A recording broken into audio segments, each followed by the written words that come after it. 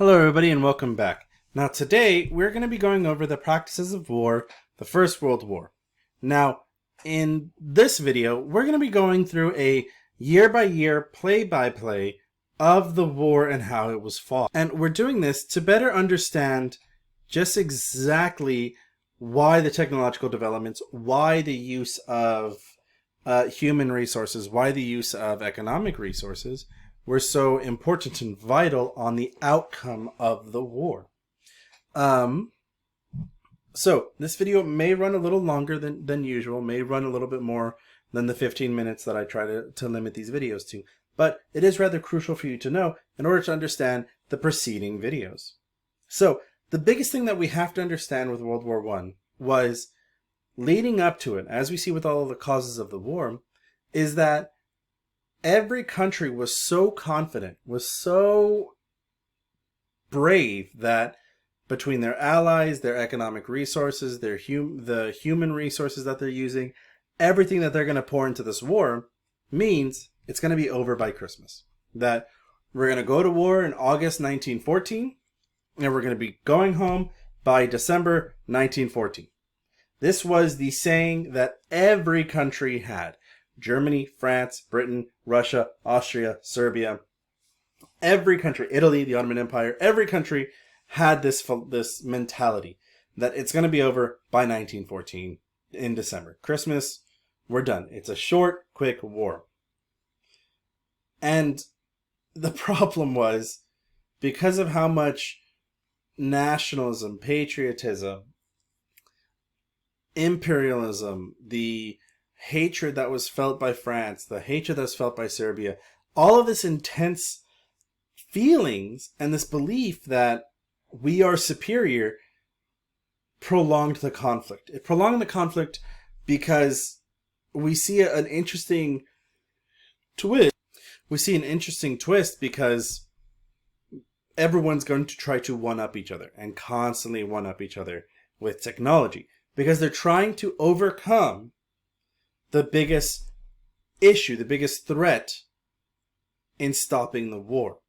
And as you're going to see, every year there's going to be some development, some aspect, some change to end the war by, for lack of a better term, to oversimplify it right now, as just constantly implementing the same strategy. But in reality, it's much more intricate than that, at least after 1915. So, as I explained in a previous video, that the way we're going to be going over year by year is we're going to do it Western Front, Eastern Front. The Western Front is Germany, Britain, France, and eventually the Americans. And the Eastern Front is going to be the Russians, the Germans, the Austrians, the Serbians, the Ottomans, and the Italians are going to fight not only on both sides with Germany and then against Germany, but they're also going to be fighting on both the Eastern and the Western Front. So, let's get into it.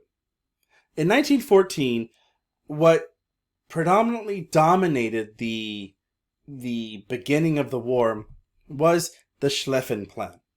The Schlieffen Plan was a German strategy that essentially meant that Germany is going to cut through Northern Europe, across their neighbor in Belgium, all the way to the English Channel. And there's going to be a picture coming up in a little bit. And the idea was, if Germany can do that, they're going to be able to prevent Britain from becoming friends, and not becoming friends, sending resources and helping their alliance with France. And the way Germany thought to make this plan, the way Germany wanted to execute this, was, we are going to dump millions of souls. We're going to dump, technically hundreds of thousands. We're going to dump thousands of soldiers into this. And we're just going to overwhelm the British and the French. And to an extent, they did. In fact, Germany pushed and shoved so many troops down the line that eventually the British and the French forces couldn't hold out. And this is called the Great Retreat. But despite that, Germany was not able to achieve what they wanted to with the Schlieffen plan because there was a new technology. This new technology prevented or countered having massive amounts of troops just rushing to you. This technology was essentially designed to stop massive movements of armies. And I'm sure you can all know where I'm going with this. It's the machine gun. Right? The machine gun was first fully implemented, that was faster moving and could just send bullets down and to the enemy. And so this new technology just obliterated the German lines. So much so that in the first battle of World War I, between the Germans and the British, within the first 2 minutes of that battle, it's called the Battle of Mons, the first 2 minutes of that battle, 500 German soldiers were dead. That battle will continue for another 8 hours. And the German army did not stop. They just kept pushing through. And they eventually broke the lines, which is where we get to the Great Retreat. And this continues on multiple times. Now, even though the Germans are unsuccessful in the Schlieffen plan, and even though the British and French have to retreat and eventually fully stop their hope of trying to immediately wipe out the Germans, on the Eastern Front, we see something very different. We see the Germans taking W's. They're constantly winning. And they're winning because they are using another new technology. They are using, in this case, reconnaissance planes, which are planes that are used to capture and track enemy movements as they are approaching up to you or gather information about enemies.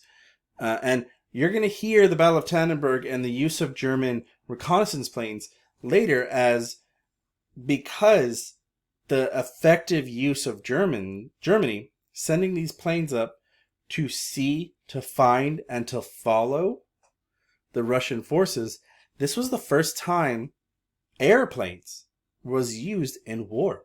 And so all the Russian army could do was look up and see German planes and try to walk faster, try to run faster to the lines before the information got to them. Now, we're saying this over the course of days that these planes were tracking them. So the Germans had accurate numbers of the Russians, accurate information of the Russian forces, where they were coming, the direction they were coming from, and could effectively set up defensive perimeters and completely obliterate the Russian forces. And so Russia starts the war against Germany losing constantly, whereas the Germans are winning. But that doesn't last for long, because on the Eastern Front, when everyone assumed they'd be home by December, the reality was the war came to a standstill. The war stopped. Because the British and the French forces found the best way to stop all of these overwhelming German forces while also setting up more machine guns to really settle their area. This is actually where we get the term that I use quite often in my videos, to dig in. Because what they literally do is they establish trenches, as you know from multiple years of learning about World War I. So by December 1914, the use of trench as a defensive force, as a defensive measure to launch from, to send troops through, and to prevent troops from passing over, was at a standstill. Because all along these trenches right here to the front lines were these machine guns, were snipers, were soldiers who were just there waiting for you to pop your head up. And as soon as you did, there would be a shot. And so by 1914, the Germans had trenches, the Russians had trenches, the British, the Serbians, the Austrians, the Italians, everyone set up trenches. It was a massive network of trenches. And this network really creates a difficulty, because now that everyone has this defensive setup, now that everyone has these trenches, the war isn't going to move. Hence why it is a stalemate. But things change, because on the Eastern Front, the Ottoman Empire is called upon by the Germans to start attacking the Russians. Because they know, the Germans know, that if we can bring the Ottoman Empire in, then we can hopefully break the Russian forces by sending them to different regions, by thinning out their lines. Now, when the Ottoman Empire ends, we see a completely different war in 1915 for the Eastern Front. But for the Western Front, unfortunately, we see something sad. On the Western Front, essentially what we end up seeing is what is kind of known as the definition of insanity. The military generals just keep replaying the same strategies over and over and over again. These military generals just decide, well, eventually, if we keep calling upon our men to rise out of the trench and press on, we'll eventually break the lines. And so what kept happening was just this constant call of, all right, men, this morning you're getting up, you're going. And it was so lethal and so deadly because the Germans, in response, did the exact same thing. So on the Western Front, it was just a replaying of the exact same strategy, the exact same plan every day, and every day having massive losses. Whole neighborhoods of soldiers gone. And it gets incredibly heartbreaking to just see the fact that there was no concrete attempt to revise the strategies. Until the British and the French were able to convince the Italians, hey, why don't you come switch sides with us? And they eventually do. When they do switch sides, the war becomes rather interesting. Because now that Germany has lost an ally, and Austria-Hungary have lost an ally with Italy switching sides, they decide, all right, enough is enough. We're going to start bringing out the bigger guns to force people out of their trenches when we want them to, rather than reacting to it. And so they brought in a new style of conflict. They brought in chemical warfare. And in the Second Battle of Ypres was the first time in World War I where gas was used on the Canadian and French forces in Belgium at the city of Ypres by just opening up canisters of chlorine gas and letting the wind take it over. And it caused all of these men to start coughing and choking and fearing for their lives because they were essentially suffocating from the lack of oxygen because of how heavy the chlorine gas was filling their lungs. And so they had two choices: stay in the trench with the gas and die, or get out of the trench and get shot with a gun and die. So it gets incredibly intense. And it is a victory for Germany. Thus, the Germans decide, hey, we should do this on the Eastern Front. Because, yeah, we've already been winning, but hey, if it broke the stalemate here, we can prevent it from working. We can prevent it from causing the war to stalemate on the Eastern Front. And that's where we get a very interesting event that happens in World War I. We get an event called the Battle of Auschwitz Fortress, which at the end of it is given a new name called the Attack of the Dead Men. Because what happens here is Germany does the exact same thing that they did at the Second Battle of Ypres. They set up canisters of chlorine gas, they wait for the wind to be blowing over the Russian lines, and they pull the gas. And as soon as they open it up, the chlorine gas starts building up, starts growing, and eventually rolling over to the Russian lines. Now, because the Russians have been holding this particular fortress for so long, the Germans pumped so much gas, more gas than they did at the Second Battle of Ypres. And once they did that, after a few minutes, 10, 15 minutes, the German forces pumped so much gas that it was impossible for any living creature to still be alive. But that wasn't the case. In fact, the Russian forces took this gas, took all of this pain, and started choking and dying And with their last breaths, some of them who were able to survive in these environments with the use of masks, homemade masks, or things like that, about 10% of the remaining Russian forces, as soon as the German army started marching closer to them, they all got up and started bombarding the German lines. And essentially, the Germans were sitting ducks. So it was a massive loss for Germany and a absolute morale defeating defeat, because to the Germans, you couldn't kill a Russian. They'll just come back from the dead. And so this fortress and the use of gas started becoming twisted, because in some cases it worked, in some cases they didn't.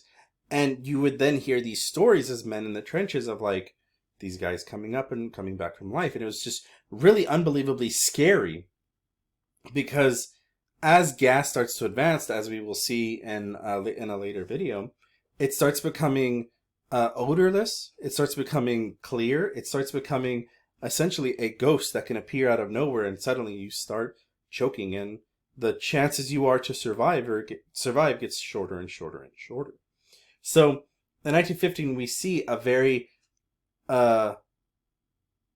hallmark aspect of World War One, and that is the use of gas, both on the Eastern Front and on the Western Front. Not only that, but the Germans also decided, hey, enough is enough. If we really want to hurt the French, if we really want to hurt the British, let's take those reconnaissance planes that we started building against the Russians in 1914. Let's strap them with machine guns. Let's strap them with bombs. And let's create a new style of plane called a Zeppelin, a huge balloon, essentially. And let's take the war to their home. So these big, massive bombers, these Zeppelins, were flying out from Berlin, from Germany, and going all the way to the United Kingdom and dropping bombs on civilian populations in an attempt to end the war early. But this was not the case. And although the Germans hoped that by engaging the Ottoman Empire against the Russians, that there would be less Russian forces they had to deal with. The problem being, the Russians were beating the Ottomans. They were severely knocking them out of the war. Thus, even when the Russians were losing against the Germans, they were still destroying the Austrians and they were still destroying the Ottoman Empire. So Germany was now the sole person who had to come to the aid of their two allies, and essentially had to deal with the entire burden of the war at one point by the end of 1915. Which is why, when we get to 1916, there's some very interesting battles that occur that start to shake and show the gaps of the German military, not only because they are defending their two allies, the Ottomans and the Austro-Hungarians, but the Germans start doing a risky strategy that does not pay off for them. The first one is the Germans decide to attack a city in France called the city of Verdun. Verdun was a very huge morale boosting city. It was almost as big as Paris in terms of how important it meant for the French people. And so the Germans started attacking the city, hoping to destroy the morale of the French. And by destroying the morale of the French, then we can break their army because they'll be morally weaker. The problem being, the French were so intent on not leaving the city that they gave their all. They fought harder than at any other point in the war and lost thousands of men to ensure this city didn't fall. So much so that one of the most famous recordings in French history was of a soldier, of a lieutenant, if I remember correctly, a lieutenant or a sergeant, who told his French forces, the ones that were left, they shall not pass. The Germans shall not take the city. And this saying became so famous, and it's still very famous today when discussing this war, because it was how much these soldiers and how much the French government was willing to die for their city, for their country. And this saying was so famous that at the current battle site of Verdun, the current city just outside of it, there's a statue of a man who is half skeleton, half man, holding on to a French flag, where at its base says in French, "They shall not pass." This saying became so famous for how much the French refused to give up the city. And it paid off. The French destroyed the German forces and prevented them from ever taking Verdun. What helped the French in this endeavor was the Battle of Somme, which was happening further south on the Western Front. The Battle of Somme took place between British, French, Canadian, and German forces. And what made the Battle of Somme one of the most horrific battles is the general that was in charge of it was still using the mentality and the philosophy that we saw in 1915 and we saw in 1914, where all he wanted was his men to get up, charge the trenches, and just pour as much blood and death as he can until the German lines were broken. And so many men died. So many British forces suffered in this battle over the span of months that this general was given the name the Butcher of Somme by his soldiers. And that did not stop him. He kept shoving and pushing as many troops as he possibly can. In 1916, we see on the Western Front just how far the love of one's country can go, not only to protect it, but just how much you don't want to betray your country in the face of a general who does not care about your life and is willing to waste it 10 times over. But on the Eastern Front, we get a different story. On the Eastern Front, the Russians are just taking victory after victory after victory. They have held the Germans in the north, and they have just destroyed the Austro-Hungarian forces. This is called the Brusilov offense. And in this offense, they just obliterate the Austro-Hungarian forces. So much so that at this point in the war, although the Austrians are still fighting, they are nowhere near as seen as any sort of threat to any country. And a lot of that comes down to the fact that just south of the Austrians, the Romanians get involved. And Romania is now teamed up with the Greeks, as you can tell here from this propaganda photo, and the Russians, and they are just obliterating the Austro-Hungarian forces. Austro-Hungary is now completely lost and has to solely depend on the Germans, not only to come help them, not only to save them, but now has to rely on the German army and the Ottoman army to win the war, because they cannot recover from just how much they are losing. Then we get to 1917. And in 1917, there is a huge shift in the war.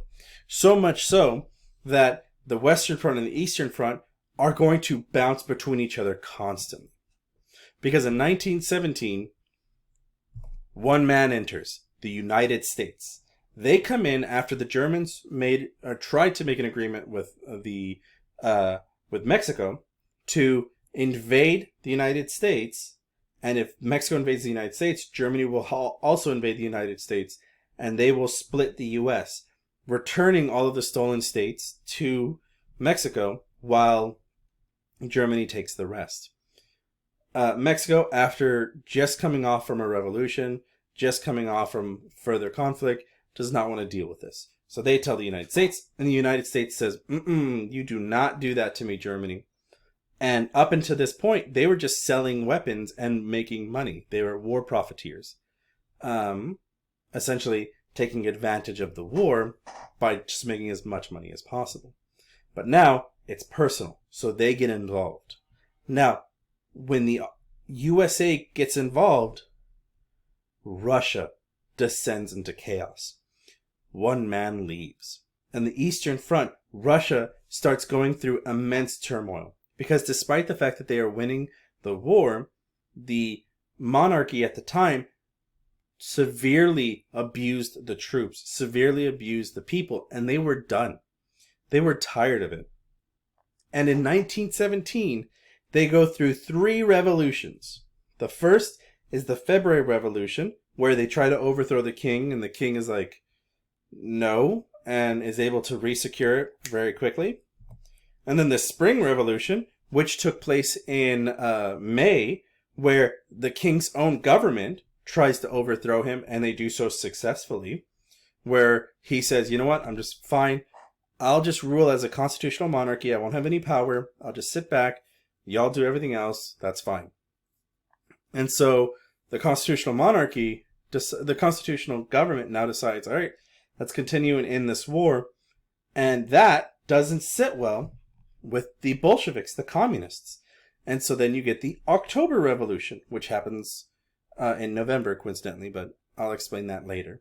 The October Revolution, where Vladimir Lenin leads his Bolshevik party and descends into a revolution and civil war in Russia that essentially is the final nail in the coffin for the Russian Empire. And through this, the Eastern Front breaks down. The soldiers are turning on each other. They are overthrowing their commanders. It is just chaos. And because of this, we see a massive shift in the Eastern Front, because despite the fact that Russia had it locked down, internally, it came right back to hurt them. And then, that's where we get back to the Western Front. Because on the Western Front, with the Americans involved, they decide, let's start unveiling bigger and better technology. So with the help of the Americans, the British, and the French, a new technology enters the front, and this time enters the front successfully in the Battle of Cambrai. This new technology is the invention of tanks. These tanks were meant to be mobile machines that can ride trenches, as you can see here in this picture, while providing as much armor as possible to then shoot any enemy that is around them. At this time, there were 2 to 3 different methods or mentalities when it came to tanks.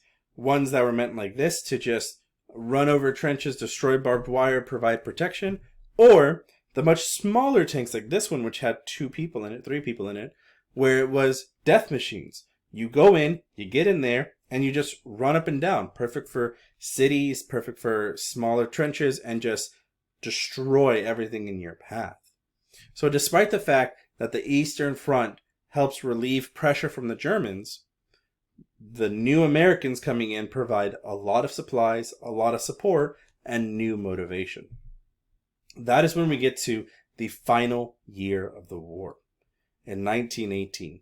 And it starts pretty rough for the Triple Entente, because the United Soviet Socialist Republic, also known as the USSR, or the Soviet Union, decides, we don't want to be a part of this war. This war is all about killing workers, and we are against killing workers because we are communists. So they sign the Treaty of Brest-Litovsk, which essentially says, right here, this whole orangey area is now going to be surrendered to the Germans and other countries, and we are no longer going to fight you guys. We're just going to leave you be. And so, because of this surrender, because of this treaty, all of these German forces can now move this way onto the Western Front. And that's exactly what ends up happening. We get to the part where all of these Germans come from the east, known as the Battle of Ames. In the Battle of Ames, the German forces push as hard as they possibly could, sending every soul they have, every soldier to the front. And despite this overwhelming use, despite this new strategy, which are called stormtroopers, despite this fact where it's just rushing the lines and sending everything you possibly have, it fails. And in this battle, there is a saying where there was the blackest day in German history. Because despite the fact that they were throwing all these troops at them, they weren't surviving. And they were losing. And these losses were piling up. So much so that the British and French knew as long as they could survive, as long as they can hold out, the Germans will eventually realize they cannot win this war. And that's exactly what ends up happening. Once the British and French hold out and they find a weakness, they rush through. And that was the blackest day. They rushed through and broke the lines and advanced into Russian territory for the first time in the entirety of the war, where the war is now no longer fought on French territory, but now German land. And it is at this point that the German forces realize the war is over. It is impossible for them to win.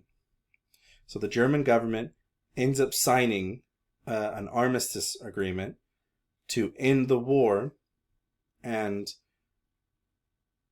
once they sign the armistice, then we can start talking about peace treaties and things like that. The armistice was signed on a very easy to remember day. It was signed at the 11th hour, on the 11th day, on the 11th month of 1918. The war had a final time to end. 11 a.m. on November 11th, 1918. The war was over. The Germans went home. The French went home. And one of the worst wars to ever exist in history was done.